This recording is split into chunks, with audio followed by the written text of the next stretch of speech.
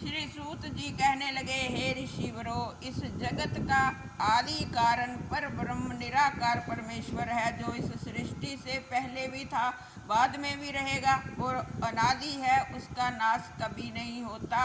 और जब महाप्रलय होने पर उनको सृष्टि के रचने की इच्छा होती है तो अपना विराट स्वरूप धारण कर क्षीर सागर में शेष की शैया पर शयन करते हैं। उनके नेत्र, सिर, कान, भुजा और चरण आदि इंद्रियां हजार हजार की संख्या में बताई गई है। उस समय उनकी नाभि से एक कमल का फूल प्रकट होता है, जिससे 4 मुख वाले ब्रह्मा जी पैदा हो जाते हैं।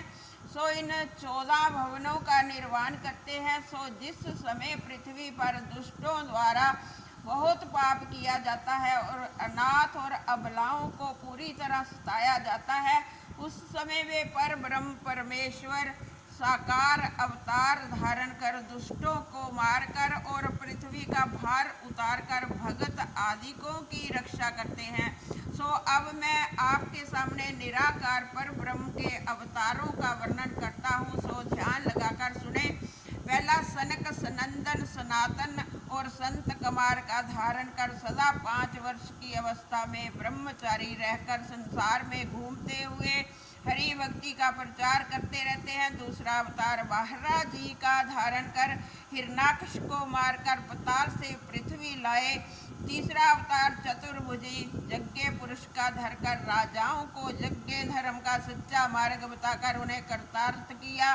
चौथा अवतार है ग्रीन का अवतार धारण कर ब्रह्मा को वेद पढ़ाया। पांचवा अवतार नारायण का धरकर बद्री का आश्रम में विराजमान होकर संसार को तप मार्ग बताया। छठा अवतार कपिल देव मुनि का अवतार धारण कर अपनी माता देवहूति को सांख्य शास्त्र का ज्ञान सिखाया।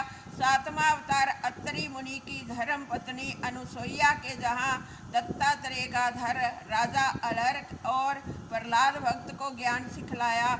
आठवां ऋषभ देव जी का अवतार धारण कर जीवों को जड़ पदार्थों का ज्ञान कराया। नौवां अवतार राजा पृथु का वेणु के शरीर से धारण कर पृथ्वी रूप गौ को दोहकर सब प्रकार के अन्न और औषधियों को संसार में फिर से प्रकट किया।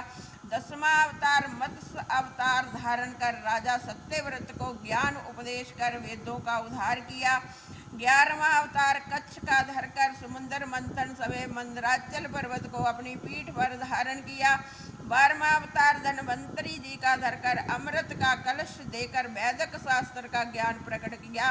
13वां अवतार मोहिनी का अवतार धारण कर अमृत का कलश दैत्यों से छीन कर देवताओं को पिलाया।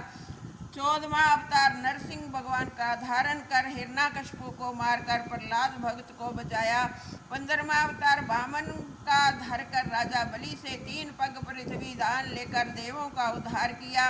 16वां अवतार परशुराम का धारण करके 21 बार अधर्मी राजाओं को नष्ट किया। 17वां अवतार हंस का धारण करके सनकादि को ज्ञान उपदेश दिया। 18वां अवतार धारण करके गज का उद्धार किया। 19वां नारद मुनि का अवतार धारण करके वैष्णव धर्म का प्रचार किया। 20वां अवतार रामचंद्र जी का अवतार धारण कर रावण और कुंभकर्ण का वध किया। 21वां अवतार वेद व्यास जी का धार कर वेदों का विभाग किया तथा श्रीमद् भागवत आदि 18 पुराण और महाभारत को बनाया। 22वां अवतार श्री कृष्ण का धारण कर कंस आदि अधर्म राजाओं को मारकर कलयुग वासियों को भावसागर से पार उतारने के लिए अनेक बाल लीलाओं तथा धर्म की मर्यादा का प्रचार किया। 23वां अवतार कलयुग आने पर बुद्ध भगवान का धारण कर अहिंसा धर्म का प्रचार करेंगे तथा कलयुग के अंत में 24वां कलिक अवतार धारण कर धर्म की वृद्धि और अधर्मियों का नाश करेंगे। इन सब अवतारों में श्री कृष्ण का अवतार 24 कलाओं से परिपूर्ण समझना चाहिए। सो भगवान पर ब्रह्म ने अपरोक्त अवतार धर्म का मार्ग बताने के लिए और संसारी जीवों का उद्धार करने के लिए धारण किए हैं। और उस तरह जो जितने संसार में जड़ और चेतन प्राणी मात्र हैं, उन सब में ही उन परमात्मा का प्रकाश समझना चाहिए।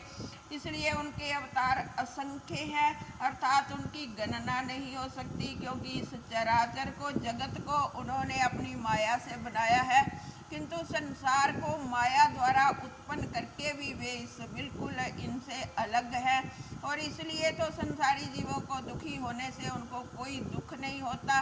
उनकी लीला नाम और गुणों को कोई भी प्राणी मात्र नहीं पहचान सकता। सो जो रात दिन उन्हीं के गुणगान में लगे रहते हैं, केवल वे ही थोड़ा कुछ उनको पहचानते हैं। सो इस श्रीमद् भागवत में उन्हीं परमेश्वर पर ब्रह्म की लीला और गुणों को तमाम वेदों का सार लेकर संसारी जीवों के कल्याण के लिए वेद व्यास जी ने वर्णित कर अपने पुत्र सुखदेव जी को पढ़ाया, तथा भगवान कृष्ण के गोलोक सिधारने के उपरांत जब धर्म का सूरज अस्त होने लगा, तो जगत को प्रकाशित करने के लिए जो ज्ञान का सूरज प्रकट किया था। सो इन अमृत रूपी किरणों वाले ज्ञान रवि का मैं आप लोगों के सामने वर्णन करता हूँ। सो आप लोग ध्यान लगाकर सुनिए।